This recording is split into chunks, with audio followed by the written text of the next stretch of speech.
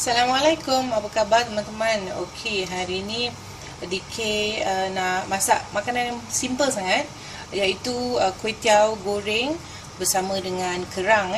Okey, ini semua boleh dapat dekat kedai-kedai lah. Jadi daripada nak beli, baik kita buat sendiri. Okey, first kita tumis dulu. Bismillah. Halia, bawang putih dan satu biji bawang.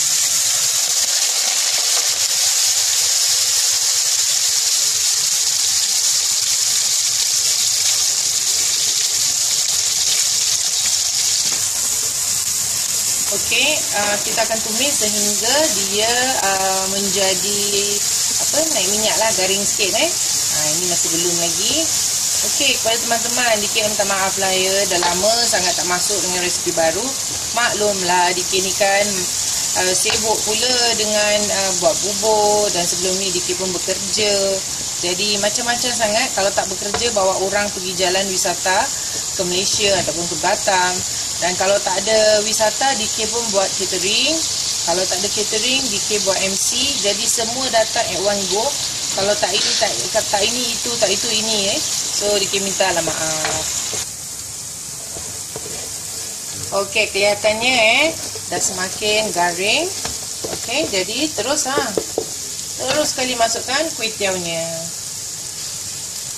Bismillahirrahmanirrahim. Senang masak ni sebenarnya. DK masak 3 kilo. Seperti yang DK cakap, batalion ramai soja kan. Jadi terpaksa lah masak banyak. Bukan terpaksa lah, memang suka masak banyak pun. Sebab boleh lah kasih jiran. Okey, dan rencah seterusnya adalah oyster sauce. DK pakai oyster sauce apa-apa oyster sauce pun boleh. Oleh kerana ni 3 kilo, jadi lebih sikit oyster sauce-nya. Dan DK ada bawang untuk panasnya.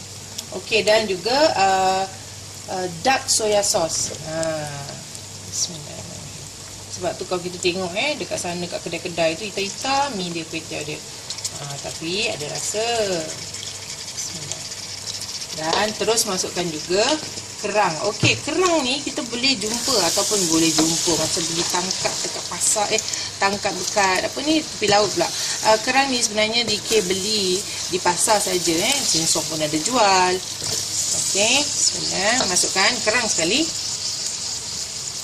Kerang ni sebenarnya dah direbus. Lihat kerang yang dah direbus. Ini nampak. Kerang yang dah direbus. Bismillah. Memang kerang ni kalau masak sambal tumis, sedap. DK memang pun akan tunjuk cara-cara masak sambal tumis satu hari. Sebab ada tempoh hari ada adik tu tanya, "Kak, macam mana buat sambal tumis?" Sambal tumis DK memang paling senang lah. Tak susah-susah. Bila buat sambal DK, yang DK akan tunjukkan tu, boleh juga buat untuk sambal nasi lemak, sambal untuk apa-apa makan dengan mi, kuih tiaw itu sedap. DK juga masukkan crab stick. Kenapa? Sebab anak-anak ni kalau dia nampak satu benda dia tak termakan. Dia suka benda-benda yang macam-macam, variety yang ada di dalam ni.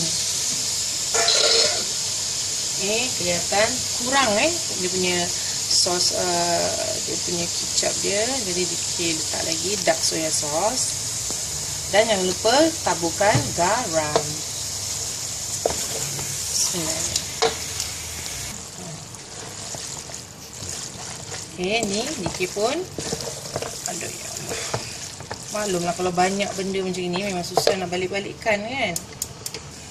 Dan kadang-kadang bila kita makan kat kedai kita rasa macam ada manis-manis sikit sebenarnya diorang ada letak sedikit gula. Jadi DK cuma pakai 1 sudu besar gula, tapi tak penuh-penuh pun.